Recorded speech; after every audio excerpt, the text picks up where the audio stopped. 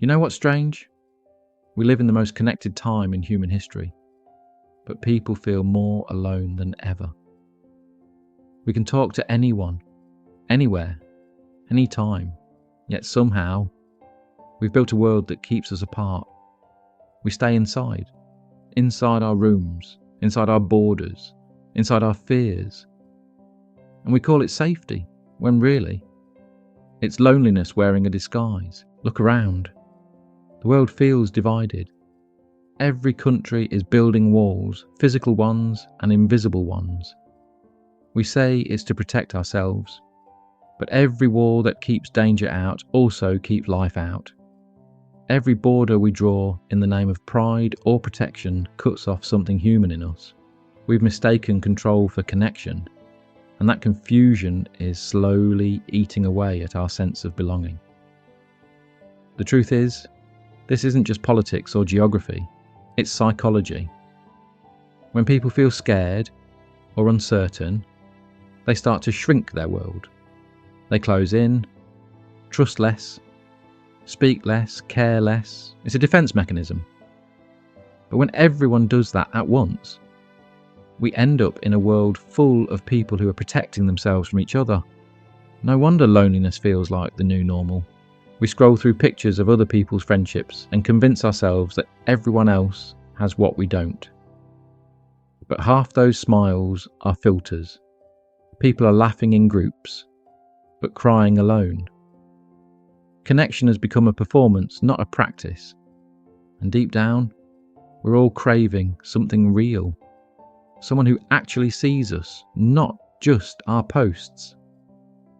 For centuries, philosophers have debated what it means to live together. What is community? What is belonging?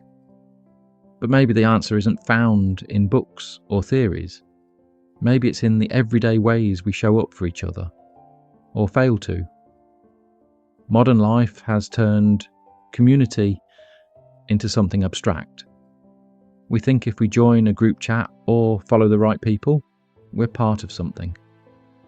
But real community isn't built on screens. It's built on shared vulnerability, on truth, on being there when it's uncomfortable. When we say we're all one, it sounds nice, but it's not always true. We don't all carry the same burdens. We don't all live with the same history or pain. Pretending that we do isn't unity, it's denial.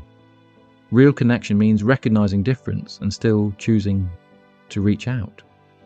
It's not about sameness, it's about sincerity. The planet itself is forcing us to notice how connected we are. Floods, fires, pandemics, they don't ask for passports. Nature keeps reminding us that what happens to one part of the world touches the rest. But even then, instead of coming together, we often retreat into denial. When something feels too big to handle, our brains look away. It's a survival instinct. But avoiding pain doesn't protect us, it just numbs us.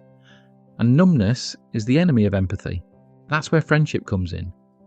Friendship is one of the simplest and most radical things a person can offer. Unlike family, you choose your friends. You can't choose who you're born to, but you can choose who walks beside you. That's why friendship is so powerful. It's freedom mixed with care. But it also comes with risk. To be a friend, you have to open yourself up to the possibility of being hurt, misunderstood, or left behind. That risk is what makes it real. Every genuine friendship carries loss within it. Because if you truly care about someone, you also accept that one day, one of you might have to say goodbye. But that's the beauty of it. Every connection we build reminds us that love is worth the risk. Friendship is how we practice being human. It's how we remember that we're not alone in this huge, fragile world. There's a story I keep thinking about. Imagine a week of heavy rain, so heavy the sky feels like it's falling. Rivers overflow, roads collapse. People are told to stay inside. It's chaos outside, but inside it's quiet. At first, that quiet feels safe. But after a while, it becomes suffocating. The rain doesn't stop, the walls start to close in, and suddenly safety feels like a cage. That story isn't just about weather, it's about us. We've been staying inside too long, not just in our houses, but in our hearts. We've become so used to protecting ourselves that we've forgotten how to reach out. Psychologically, that's how isolation works. The longer we stay away from people, the harder it becomes to return. The mind adjusts. It tells us that solitude is easier, cleaner, safer. But over time, it starts to confuse silence with peace and avoidance with healing. And then, without realizing it, we start calling loneliness freedom. But deep down, we know it's not. Because no matter how independent we think we are, we're wired to connect. We're built to be seen, to be touched, to be understood. So how do we step back into the world when it's been so unkind? How do we rebuild trust when it's been broken so many times? Maybe it starts small. Maybe it's as simple as saying hello to someone, or asking how they've been, and actually listening. Maybe it's joining a space, online or offline, where people care about the same things you do. Connection doesn't always begin with grand gestures. Sometimes it begins with quiet courage. There's a psychological truth here. Loneliness doesn't kill because we have no one around us. It kills because we stop believing anyone could understand us.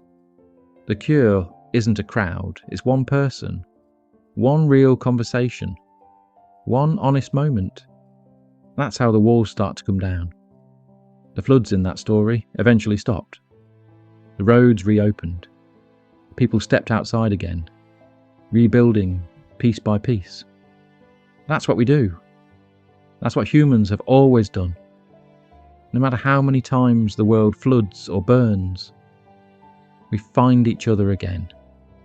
We share food, we lend hands, we rebuild homes and hearts.